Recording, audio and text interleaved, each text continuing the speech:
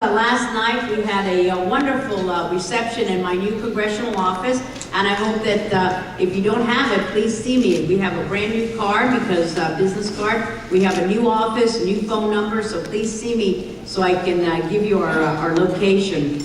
And we had a wonderful reception for our interns, our volunteers, outstanding students in our community, and also our Service Academy nominees.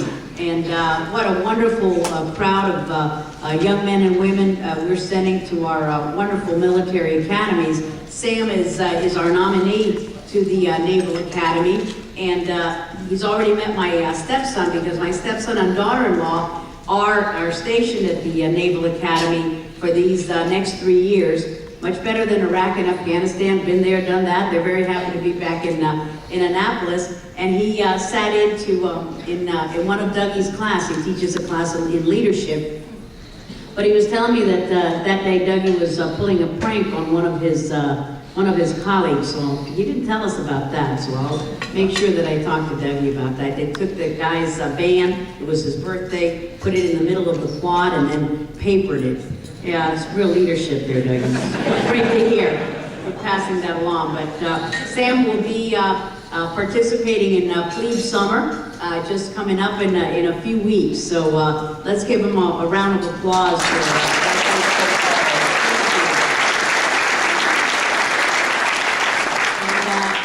his colleagues from Gulliver. One is going to University of Maryland, one is going to University of Wisconsin.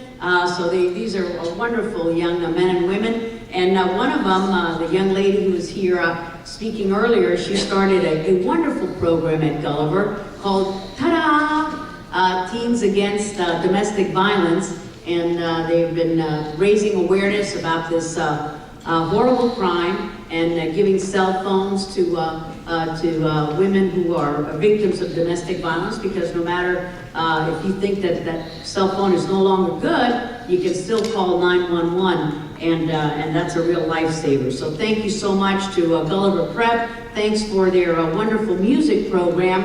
Their music teacher at Gulliver Prep Middle School was the music teacher of our kids when they were at St. Thomas Episcopal Parish School. So it's great to see Ms. Batchelor again. And I have so many ties and so many relationships with most of you here. One of them, where's Beth? Her daughter was an intern in our congressional office, as well as her son. And now her son is in Argentina. Her daughter just graduated from the University of Miami Law School, and we say thank you to her. One of you went to high school with me, Southwest High School, graduated in 1970. I always tell my kid that's 1970, not 1870.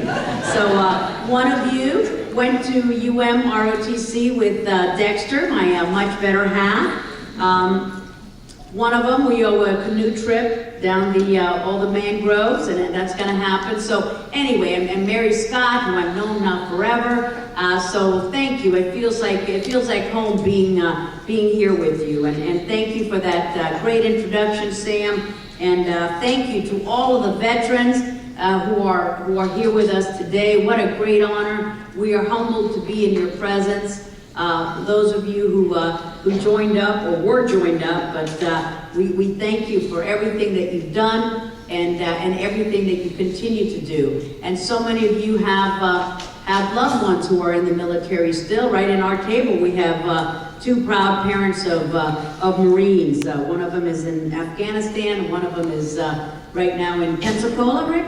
Good, very good. So, wow, I am really humbled to be here this morning, because you are truly America's finest, and we owe you a great debt of gratitude. Those of us who found different ways of thanking our beautiful country, we also have a duty, and that is to remember that our service members are just a small part of that segment of heroes that is protecting our homeland each and every day, whether it's with TSA or so many lines of defense. They keep us safe, and regardless of your personal views about our involvement in Iraq or in Afghanistan or in any other place in the globe, we've got to always remember that the troops need our support, and I'm so glad to hear about the student activities that are taking place that support our troops overseas. And as I said, my stepson and daughter-in-law have served and continue to serve. They're about to make their decision about whether they'll continue to serve in the Marine Corps. She's going to have a baby July 7th, so Dexter and I are going to be grandparents. And we said, we'll take the baby, we'll take the baby. Whatever it is that we can do to get the baby, go ahead, sign up. So we're looking forward to it. And I have the pleasure of having a Marine Corps captain serving as a fellow in our congressional office for an entire calendar year. And Captain Dina makes sure that our office is always humming with a lot of activities. So you can always tell when someone has served in the military, whether it's their firm handshake or their ability to look at you in the eye and make sure they have a mission and a goal, and this is the way that we can achieve that goal. And those are wonderful characteristics that are sought after by employers. All of you who are in the business world, you're looking for someone who will get to work on time, who will know what the goal is for that day, who will accomplish that goal. And what a great opportunity to hire our returning veterans and give them that new start back into the community that for some is very difficult. And we have so many returning vets from Iraq and Afghanistan, and I hope that as employers, you will always look favorably upon that returning vet who needs that help and can really make your business enterprise grow in a wonderful way. And the educational opportunities. I always tell the young men and women with whom I come in contact that once you're a veteran, once you've served in the military, boy, that is such a great opportunity, not only for the business world, but also to expand your educational opportunities. And I'm certainly an example that you can teach an old dog new tricks. Having received my doctorate, as Sam pointed out, at a tender age of just a few years ago.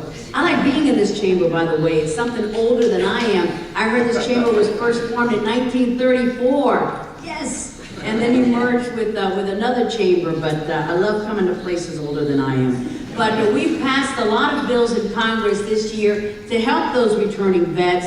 So we have a new GI Bill. As you know, the GI Bill from World War II really transformed America. Not only was it a great force for social change because we were able to integrate fully our colleges, our universities, our military, but it also gave a brand new start to returning vets to be able to get their homes for the first time and to be truly a part of a community. Well, now we've got returning vets from Iraq and Afghanistan, and it was time for us to step up to the plate, make sure that we provide quality health care for all the returning vets, and make sure that we can pass the kind of educational opportunities that were available back in the day when the World War II vets were coming home. So we passed this bill that's the largest increase in educational benefits since the Montgomery GI Bill, which was known as the GI Bill back after World War II, and it offers 100% in-state paid tuition, a monthly housing allowance, and a stipend of up to $1,000 a year for books and supplies. Many of our returning vets don't know about these benefits, so this is a great crowd. I would encourage you to make sure that you have a program, a pamphlet to give out at all of your meetings so that vets know this is what's available to you. But sometimes we don't do enough of a good job to get the word out, and the benefits are there, and incredibly enough, some of them are going unused. So please let us know if we can send you the information, and we have a pamphlet just on that. If you attend less than full-time, you will receive a portion of the payment based on the number of units of study, so you don't have to be a full-time student. So what we're encouraging in every place I go to, and I have the opportunity to speak, I talk about this, and I'm amazed at how many don't know about this benefit, so I encourage you to find out about it.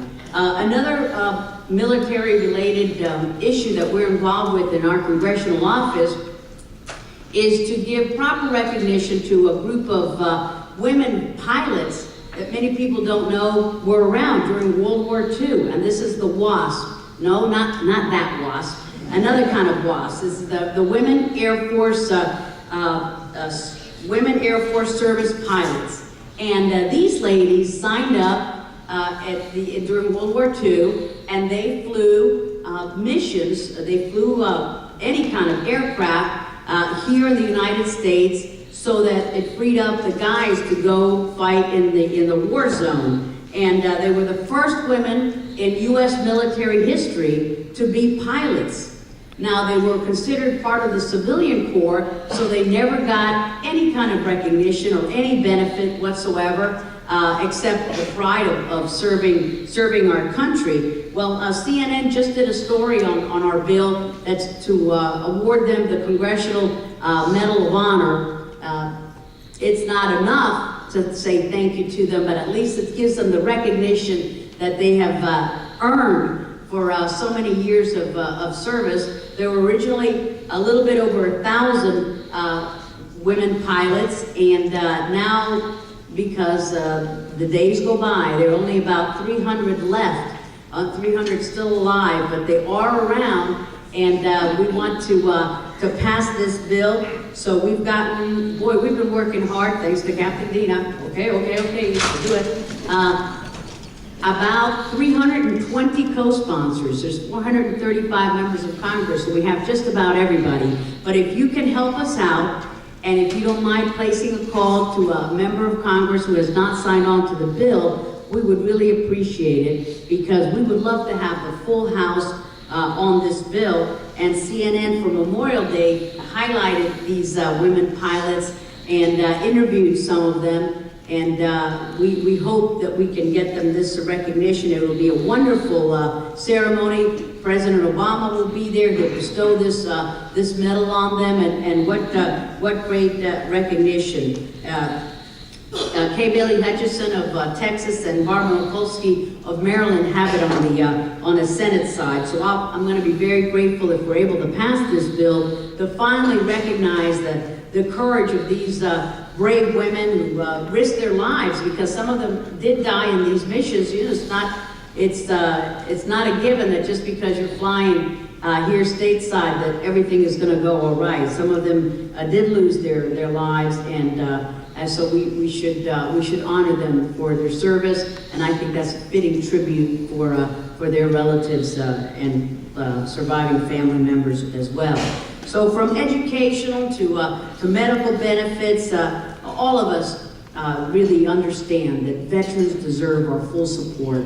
And it's not just, hey, great parade, we love to be here, but then we're stingy with the health care, we're stingy with educational benefits, etc., psychological services. They deserve our full support all the time. From here, as a matter of fact, I will be going to the Miami VA Center that we passed the bill last year to rename it the Bruce Carter VA Center. And that's in memory of one of our fallen heroes in Vietnam. Bruce Carter was from our area, and he died at a very young age serving our country. And so we renamed the center in his name, Bruce Carter. And his mom, Georgie Krell, is the national president of the Gold Star Mothers Association, and she lives right here in our community. But the reason I'm going to the Miami VA Center, I'm sure that you've been keeping up with this, it's to encourage them to do all that this wonderful center can do to contact veterans who may have been at risk of getting an infection, because when they came into the VA Center to get a routine colonoscopy examination, the tubing was not disinfected in the correct way. And so they reused the tubing after just having cleaned it with soap and water, but not properly disinfected. And what happened is that they have a risk pool of a potential 3,000 vets who may have been contaminated by this tubing of a routine colonoscopy. And in that risk pool, they've now narrowed it down to under 3,000. And some of them have been tested, but they still have not contacted 300 veterans in our community It's sad to hear when we go to the briefings, and I'll be receiving another one today, that they say, well, we sent letters, we made phone calls, and we reached out to homeless centers and homeless shelters. And I think, gosh, that's a sad statement on our wonderful community and our great nation, that the one place that we think that we can find veterans is in a homeless shelter. So shame on us for that, it's not in a gym and it's not in church, it's at homeless shelters. So that made me very sad. But 332 veterans have still not been able to be contacted. So we're trying to see what kind of a creative way we can come up with to try to reach out to those veterans. And out of those, out of that risk pool, there are 66 who have been contacted, but who have refused to get tested or had an appointment but did not come for that test. And that's a problem, not just for the veteran. That's a serious problem for the veteran, but it's a serious public health problem for our community. So we're encouraging the VA to go door to door, and if these vets don't get tested, they could get hepatitis B, hepatitis C, and HIV. Those are the 3 types of infections that could come up from the non-sterilized equipment. And you'll say, well, maybe what are the chances of that happening? But unfortunately, there have been cases already of veterans who have tested positive for HIV, for hepatitis B, and hepatitis C. So please get the word out in all of your meetings and in your churches, etc., and encourage veterans who had colonoscopy within that period of time at the VA center to get tested. If you get tested and you test positive, they will treat you for life, obviously, even though they think that there's probably a small chance that you got it from that equipment. There's no cause and effect here. You might have been in the risk pool, you might have been infected, not necessarily that you contracted this disease because of that. But if an infection is detected now, obviously if you get treatment early, they can go on with minimal interruption in their daily lives. So that's another homework assignment, is for you to get the word out about this testing. Because our veterans do deserve, and they've earned, the unwavering support of each and every one of us. They've sacrificed to defend our great nation. Many have paid the ultimate price for that dedication, and we honored them just this Monday on Memorial Day. They've achieved so much, and our veterans have, and contributed to the successful defense of our homeland, and we've got to make sure that their victories on the battlefields are not in vain. Let me touch on this one little topic, and I'll end, because I know that you're busy and have to get to work. And let me just speak briefly about the closing of Guantanamo. Some of us are very concerned about the decision to close that base, and the possibility of having those individuals, those enemy combatants, resettle in the American communities. Many other nations share our concern about security and safety, and they have said no to the United States for our request to transfer and release Guantanamo detainees into their country. So they've rejected our request. Some allies, such as Australia, have noted that accepting detainees did not meet their stringent national security criteria. Poland, the Czech Republic, Austria, or other countries that have expressed their reluctance or outright opposition, and this is certainly understandable. But just as we can't force other countries to welcome detainees with open arms, neither should we force our own communities to do so without letting them have a say in the matter. So I've co-sponsored a bill in Congress which would allow governors and state legislatures to make the determination as to whether they are capable of and willing to take on the responsibility of accepting these detainees. That's the right approach, because it gives the citizens the same options that we give foreign governments. That's the least that we should do. And if it's good enough for the other countries, I think that it's good enough for us. I understand that President Obama had made that commitment, and he is right in wanting to comply with pledges that he made. I think that we need to go about it in a very careful way, and we need to have folks have a say about this. Now, it is true that already here in the United States, there are some high-value detainees already here, and that they're not causing a problem because we have these supermax facilities. But the governors of those states say, you know, we'll take this one and we'll take this other one, and we might take 3, but if you give us too many, then we may become a target. Not that these detainees would escape. These are incredibly safe facilities, but that community may become a target for some fundamentalist groups and extremist groups. So we've got to go about it very carefully, and I hope that you as a chamber look into this issue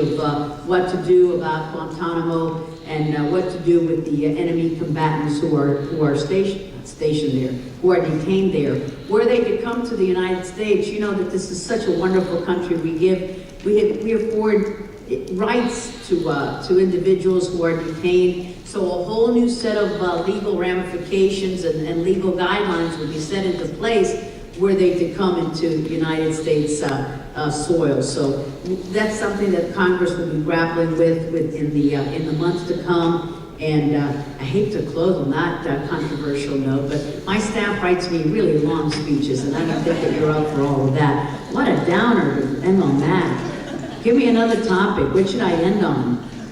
I want to thank you. I want to thank you for your many years of friendship. Thank you for all those of you who asked me about Debbie Musgrove Zimmerman, my Miami Chief of Staff, who's normally very active here, and she's working on some special projects and end of the year with her son, etc. So she's not here with us, but I'll tell her that she was greatly missed and that you asked about her. And let me say once again, gracias, muchas gracias to all of our wonderful veterans, to all of our wonderful currently serving men and women, and to all of the proud moms and dads of terrific men and women who are serving our nation and wearing our uniform and serving us proudly. So let's give them a round of applause. Maybe we'll have the